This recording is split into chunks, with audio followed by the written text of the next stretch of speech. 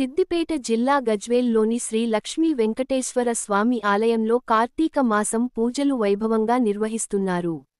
ఈ సందర్భంగా ఆలయ ప్రధాన అర్చకులు శేషం శ్రీనివాసాచార్యులు మాట్లాడుతూ, కార్తీక మాసం పురస్కరించుకొని శ్రీ వెంకటేశ్వర స్వామి దేవస్థానం గజ్వేల్ వారి ఆధ్వర్యంలో కార్తీక వనభోజన కార్యక్రమం రేపు అనగా ఆదివారం గజ్వేల్ ప్రజ్ఞాపూర్ మున్సిపల్ మాజీ చైర్మన్ గాడిపల్లి భాస్కర్ వ్యవసాయ క్షేత్రం రిమ్మనగూడలో ఆలయ కమిటీ ఆధ్వర్యంలో నిర్వహించడం జరుగుతుందని, ఈ కార్యక్రమంలో పెద్ద ఎత్తున ఆలయ కమిటీ సభ్యులు భక్తులు కుటుంబ సమేతంగా పాల్గొని కార్యక్రమాన్ని విజయవంతం చేయాలని కోరారు.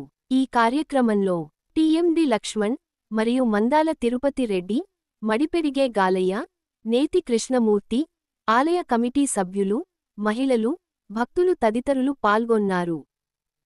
మన గజ్వేల్ పట్టణంలో వేయించేసినటువంటి శ్రీ గోదా పద్మావతి సమేత వెంకటేశ్వర స్వామి ఆలయ ఆధ్వర్యంలో 16వ తారీఖు 11వ నెల 2025 ఆదివారం రోజున కార్తీక సమారాధన కార్తీక వనభోజనాలను ఏర్పాటు చేయడం జరిగింది.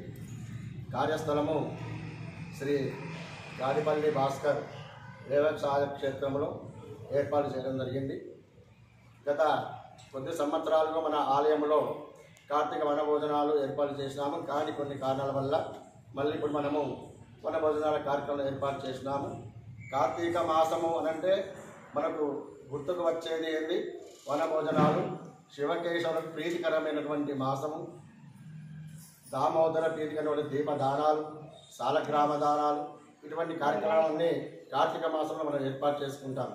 అటువంటి మాసాన్ని మనము పురస్కరించుకొని మన ఆలయం ద్వారా వనభోజనాల కార్యక్రమాన్ని ఏర్పాటు చేసిన ఈ యొక్క కార్యక్రమానికి మా కమిటీ సభ్యులు, శాశ్వత సభ్యులు మరియు రాజ పోషకులతో పాటు మిత్రులు, సకుటుంబ సపరివార సమేతంగా బంధు మిత్రులతో కూడా వచ్చి ఈ యొక్క కార్యక్రమంలో పాల్గొనాలి.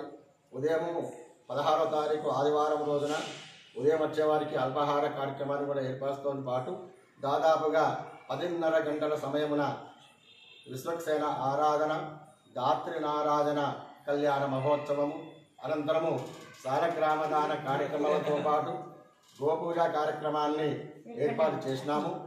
అనంతరము కార్తీక వన సమారాధన ఏర్పాటు చేసి వచ్చినటువంటి భక్తులు కూడా ఉత్సాహంగా వాళ్లకు కోలాట ప్రదర్శన కావచ్చు, లేకుంటే సంగీతమే కావచ్చు, నృత్యాలే కావచ్చు, అటువంటి కార్యక్రమాలు కూడా ఏర్పాటు చేయడం జరిగింది. కావున భగవద్బంధువులందరూ కూడా ఈ యొక్క కార్యక్రమంలో పాల్గొని స్వామివారి కృపకు పాత్రలుగానే కోరుకుంటున్నాను.